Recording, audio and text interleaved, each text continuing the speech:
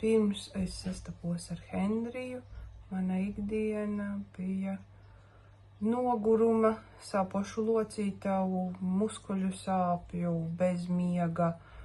liekā svara un nespējas elpot pilna. Tas bija saistāms arī ar pirms pāris gadiem izslimoto Laimes slimību, jo tas ir viens no viltīgākajiem veidiem, kā sev nedaudz sačakarēt dzīvi,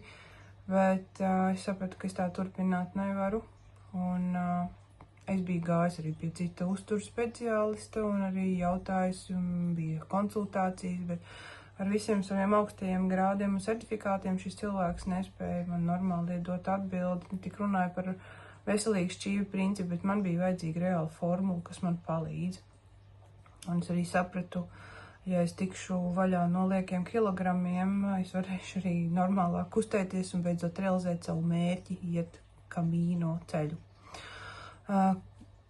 Henrijs noreaģēja ļoti ātri, mums bija saruna, un kas simpatizēja, ka mums bija arī personīga komunikācija, un viņš vienmēr sniedza atbalstu, un man bija